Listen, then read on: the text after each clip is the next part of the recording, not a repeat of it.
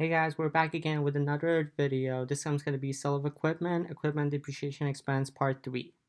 I'm Kian, this is my disclaimer and copyright notice. This presentation is copyright 2019. All rights reserved. Please share links to this presentation on an unmodified basis.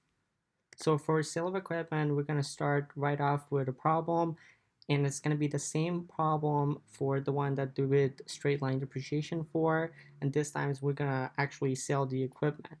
So let's get into it. So we're back with MCI Market Consultants Inc. Purchase equipment on April 1st, 2018 for $178,000. The equipment is cost $2,840 to install, and shipping the equipment to MCI's facility was $1,160.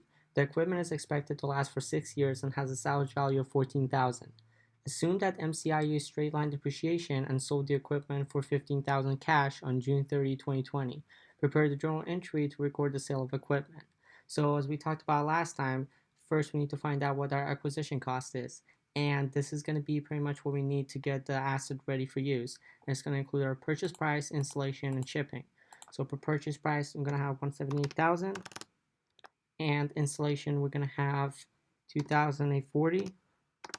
And for shipping, we have $1,160. And that's going to give us $182,000. So we go back to our formula, we put 182,000 minus 14,000 salvage value over 6 years. That will give us 28,000 full year depreciation. However, we did not use the equipment for a full year. We used it from April 1st, December 31st, which is 9 months. So we take our 28,000 and we multiply it by 912, and we get 21,000, which is the depreciation for the year 2018. If you have problem with any of these, please refer back to the previous video. So when we come to our journal entry, we say that we sold the equipment for $15,000 cash. So basically we need to record cash and equipment, and we're going to debit cash and credit equipment. So for cash, we said that we sold it for $15,000, which is going to be a debit for $15,000 to cash, and our equipment is worth $182,000, so it's going to be a credit to $182,000.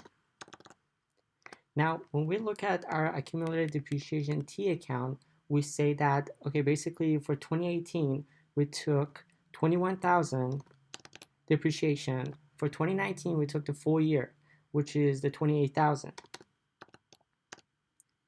For 2020, we took from January 1st to June 30. So that's going to be 6 months. We take our 28,000 to 612, and we get 14,000.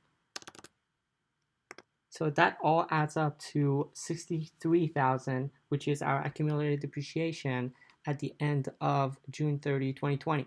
So accumulated depreciation is a temporary account, meaning that we have to zero it out or basically close it.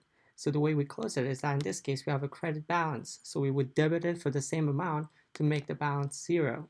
So we show that debit to accumulated depreciation on the journal entry. So we reflect it by debiting accumulated depreciation in the journal entry for 63,000. And we have a problem. We're not balanced. Remember, your debit always has to be the same as your credit. But right now, they're not balanced. So let's look at our balance sheet representation as of 6/30/20. So our equipment, which was 182,000,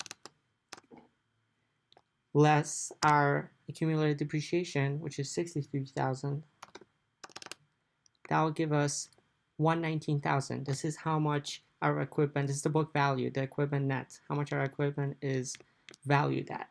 And how much did we actually receive cash for it, for selling it?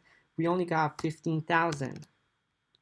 So as we can see, there was a loss on sale of equipment because the equipment was worth 119 and I only received 15,000. 119,000, I only received 15,000, which means there's a loss. And the difference, which is 104,000, that's how much there is a loss on the sale of equipment. So I show loss by debiting it in the journal entry.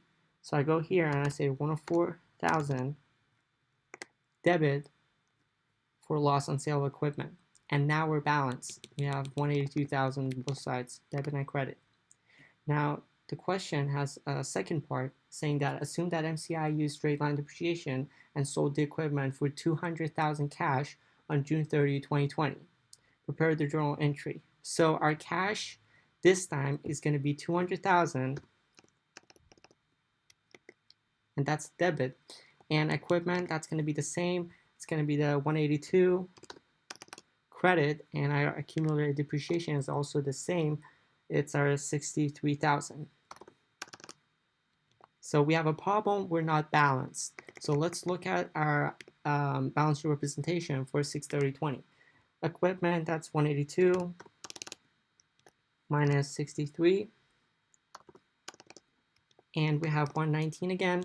That's our equipment net. But this time, we received 200,000 for selling that equipment. So we can see that the equipment was worth 119,000, and we received cash of 200,000 by selling it. So that means we had a gain on the sale of equipment of 81,000. Now we show gains in the credit side of the journal entry. So we're going to go to the journal entry and credit 81,000 to gain on sale of equipment. And as we can see, we're balanced now. So that's how you do this problem. Make sure to review and practice, and don't forget to like and subscribe, and we'll be back with another video.